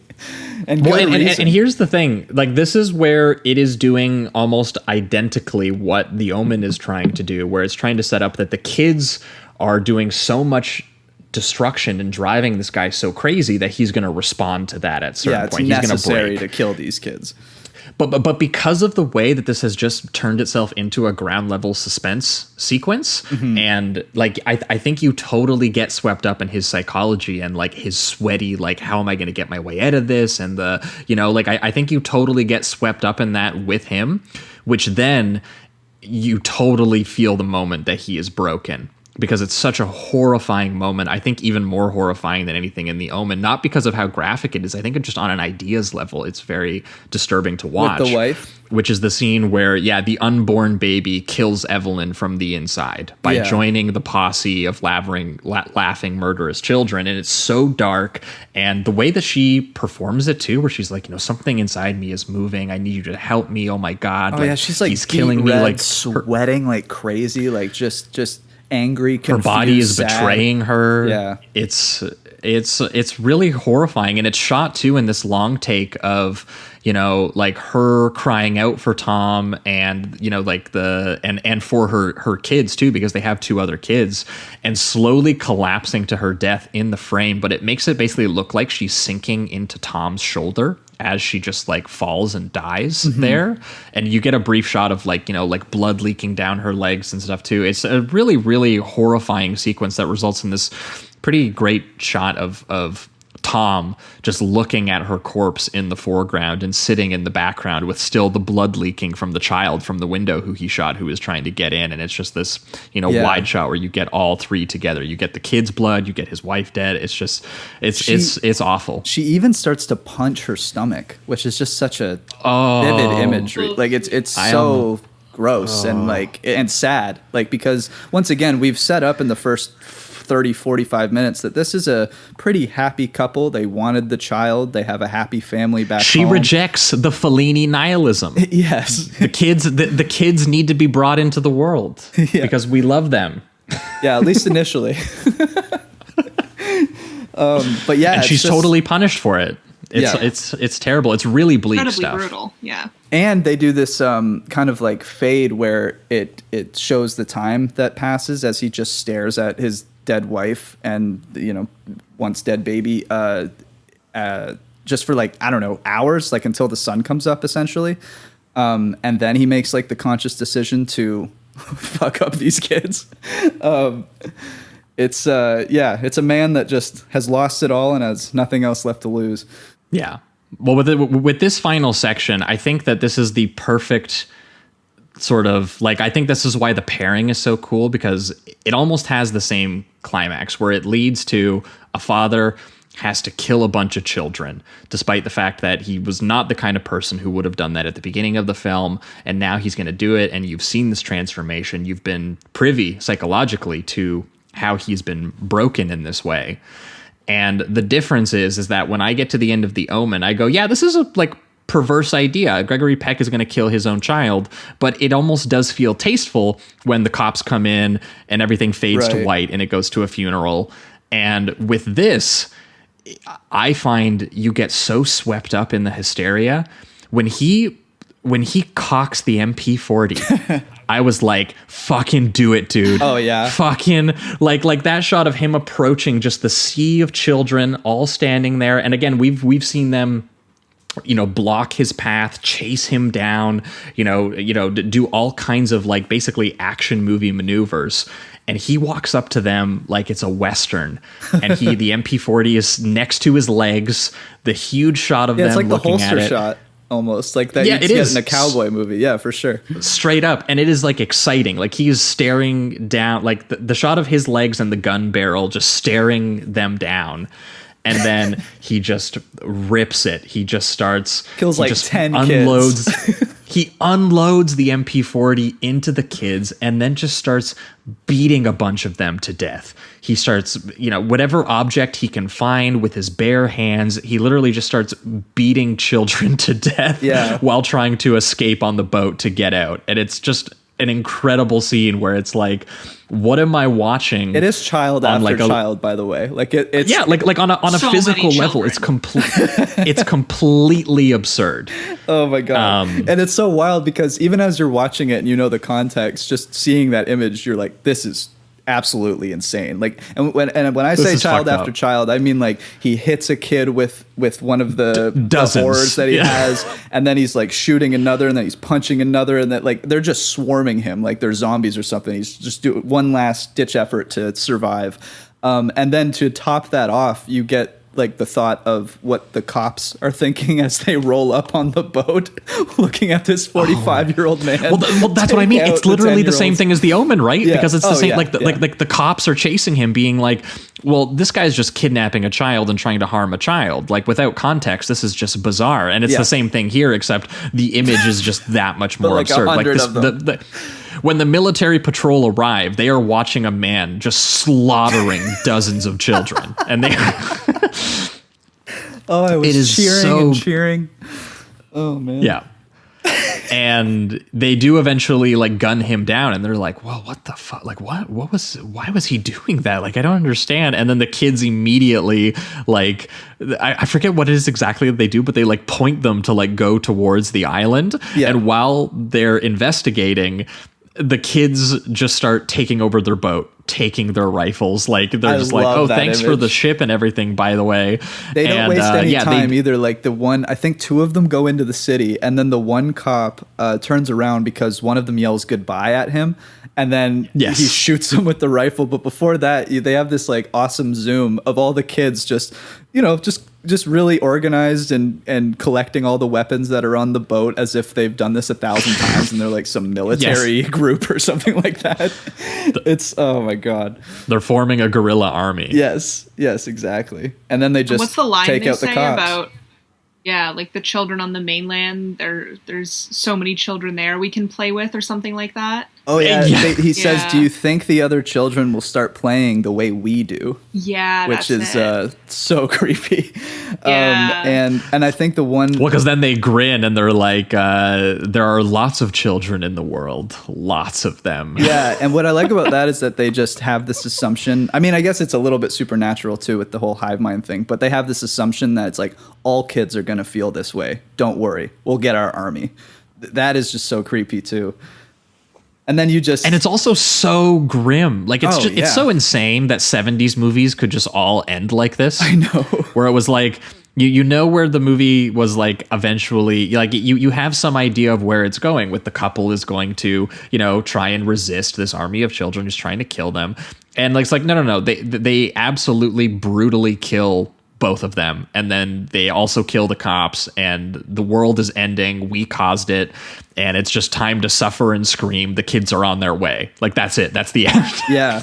And I even like it goes back to a little bit of almost the cutesy imagery. I mean, they're holding guns, some of them, but the others are, jumping off of the boat and swimming and just having a great time together. Just no adults, just all the kids just having an awesome time. While the like 7 to 10 of them get into the boat and go off to the island where you assume all the chaos is going to happen again on a bigger scale. But just to dive back into that kind of like childlike, we're just playing, we're just having a great old time. It's just, I love it so much. Same here.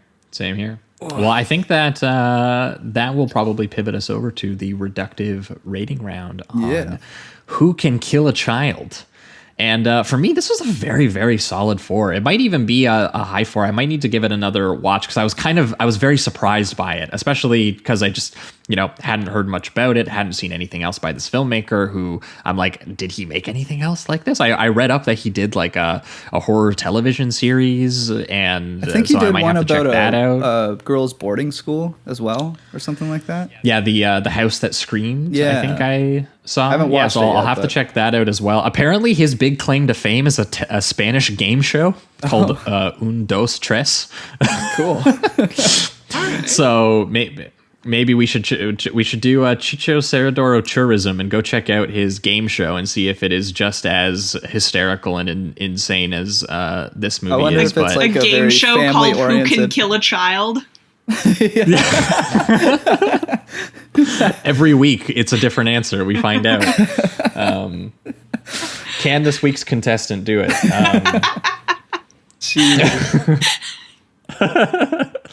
Oh man. But yeah, this was very, very solid for me. I think that like again, it just has this very eerie and menacing, like slow burn quality to it, taking these very legitimate exploitative parental anxieties about bringing children into a world of suffering. And it's a very nihilistic idea that the characters almost want to reject on some level, especially after that opening montage. But yeah, then this anxiety physically manifests in an island of psycho killer kids who have violently overthrown the adults. And once it makes that reveal, it is, via that really awful beating scene with the old man, using the old man as the piñata, it instantly locks you into the tense and gruesome sort of ground level suspense action siege situation that these characters are in. I think that that's the right call. And I think that is what ramps up the intensity more than the Omen for me, where it's just like, yeah. Because I wouldn't argue that this is like, that this doesn't have just as much downtime. I think it just uses its downtime really effectively, where it spends an hour building the very creepy, solid atmosphere before making clear what it is that it's doing, and then just exploding once it actually and does. Never lets up. It feels. Yeah, it's not like shock and then kind of we return to a little bit of flatness and then a shock. It's very methodically developed, and it's very perversely gets you, swept up into the the subjective experience of the characters who have to make this choice to be parents and to decide to kill a child. And by the time the dad picks up that MP40, you're like, cheering. Absolutely fucking do it, man. Yeah. Like, it's time. They've earned it.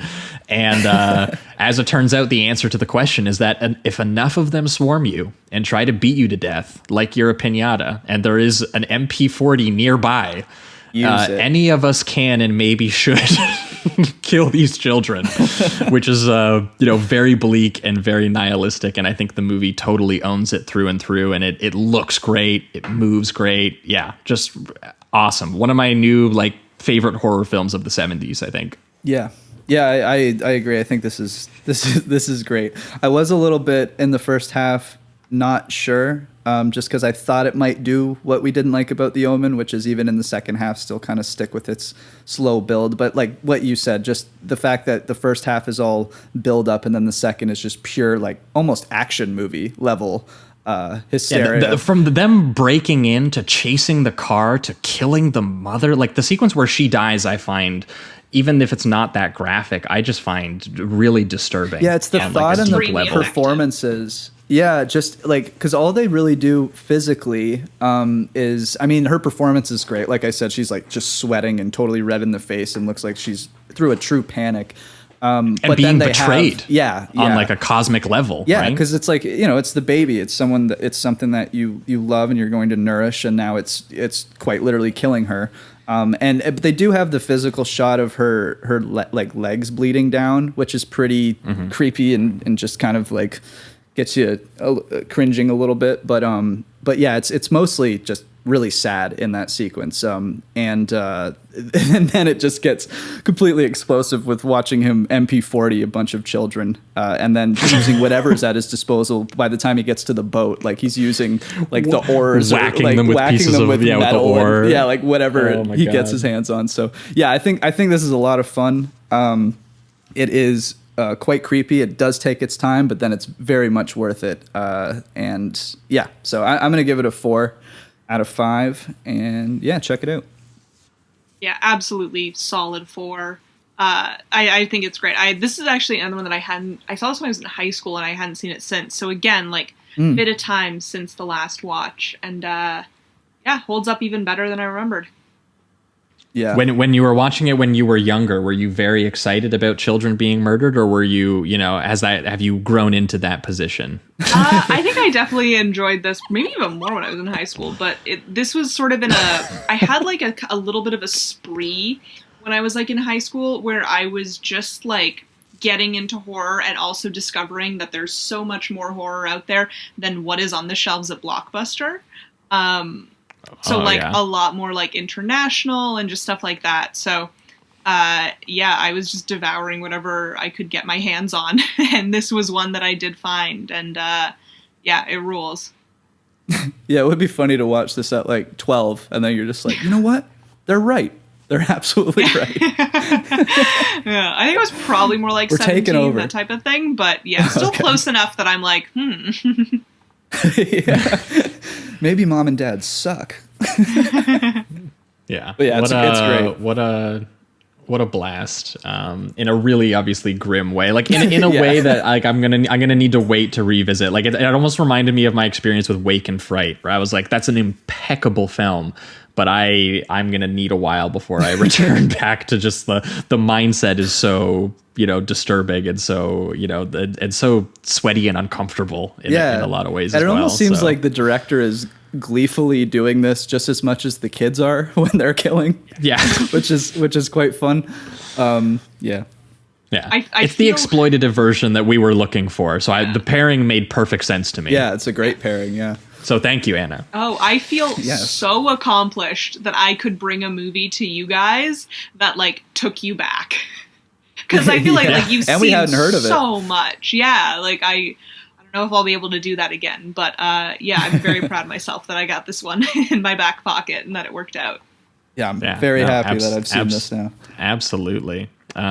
But yeah, I think that's going to wrap it up for this week's episode. That was The Omen from 1976 and Who Can Kill a Child from 1976. Thanks so much, Anna, once again for joining us and for bringing these films with you. If you've got anything to plug while you're here, this is where we usually have you do that. Have you got any articles coming out, any post-TIFF stuff you're still working on? I think the last time I saw you, we were at the Femme Fatale Brian De Palma screening, so I didn't get a chance to ask what your writing was up to. Yeah. Ooh, great screening, by the way. Gotta mention that.